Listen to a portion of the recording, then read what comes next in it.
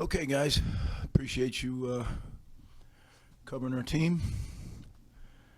Tough one for our guys. Tough one. Ohio State's got a really good football team, and I'm proud of our guys, but we just weren't good enough today. Questions?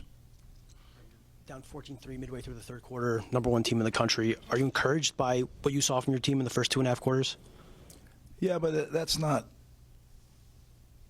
Yes, they did some good things, but we made mistakes that, I think we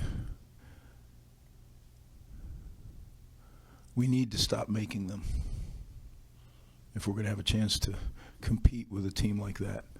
And it's not just players, it's not just coaches, it's everybody, starting with me. So we got to get better. Incremental improvement. The 24-hour rule, we'll get back home, get to work on it, and move forward. Got a big game next week. You mentioned some of those mistakes. 3 of Ohio State's touchdowns came within 3 plays after defensive penalties. I guess just how much of an impact did those have in some of those stretches where you almost had to stop for a couple of them? Well, we're off. The first one, we have a sack, or we're off and we get a hold. I think it was a sack. Yeah, we get a sack and we get a hold. And then the 4th down play, we're off. We get a penalty.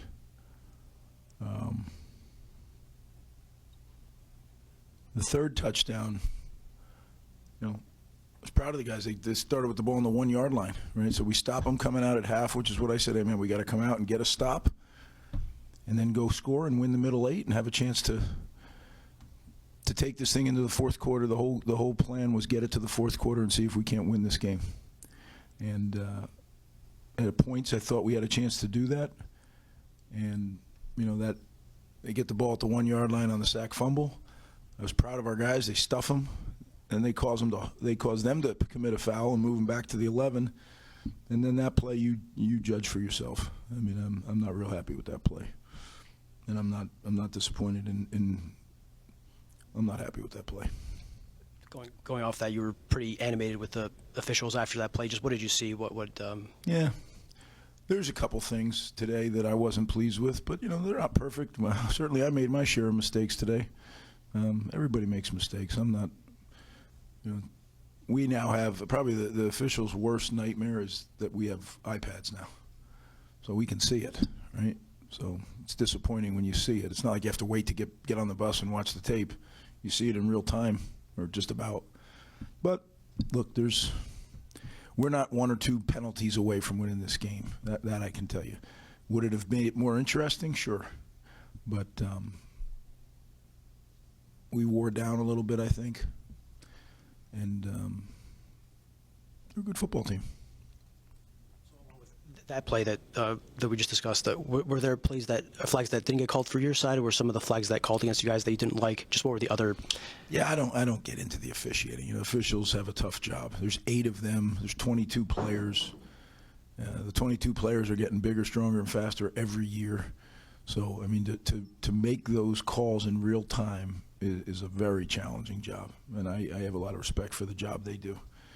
Do I get disappointed when I believe that the call was incorrect? Sure. But I also get disappointed when I make a bad call. We all make mistakes. Sam Brown had a season-high 7 carries for 16 yards today. I guess, where is he in his comfort level getting back onto the field, and what did you see out there from him today? We felt like, their defensive front is so big and so strong that we felt like Sam maybe gave us something a little different. Not that Antoine and Benji aren't strong, but Sam's, I don't know, 15, 20 pounds heavier.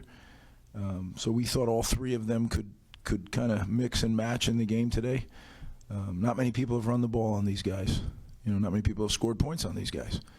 I looked and I thought, it's 7.5, and then I looked a little deeper, and they're less than a touchdown a game average.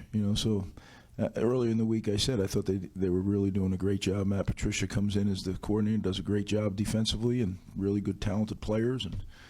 But at the end of the day, it's about us in my mind. And we didn't play well enough. We didn't coach well enough. We need to go back to work and improve. Yep. You're playing for a bowl game next week against Penn State at home. There's going to be a lot of buzz for that game. Just kind of what's your approach with the team going to be for that game? Just kind of how do you view the next the week that you're playing for your season? Yeah, I mean, the approach is the same as it always is, right? When circumstance cannot dictate your behavior. Is it exciting that you have a game that if you win, you keep playing, and if you don't, ooh, yeah, that's fun. As a competitor, you love that. But the preparation, if you let circumstance dictate your behavior, you're gonna have a tough life, and that's what I try to teach these kids. Right? You have to react to things. There's no doubt about that, but you can't let that be the impetus to what you do. Otherwise, you're going to be chasing things for the rest of your life. You have to learn how to, put your feelings aside and make choices, and that's what we have to do. We have to lock in and focus and get better, and there'll be stuff from this game that we can improve on and evaluate what Penn State's doing and come up with a plan and go practice all week and get ready to go play. On that 4th and 1 in the first quarter, I guess, even before the timeout, was that your decision to go for it the entire way even during the timeout? And I guess, what was the deciding factor that made you want to keep the offense on the field? Well, I thought it was going to be a game where we had to be aggressive, knowing how good they are. But I also know that not a lot of people have moved the ball on them in short yardage, right? So when you look at a 2-game sample size or a 3-game sample size, you could say, oh, they're really hitting it, calling it right, doing it right. When you look at a 10-game sample size and there's not a lot of conversions there, you have to. But we felt like the risk was worth the reward because we needed to keep the drive alive, and we did. I thought there was things we didn't then, but there were some things that we did that kept the ball in our hands, kept the clock moving.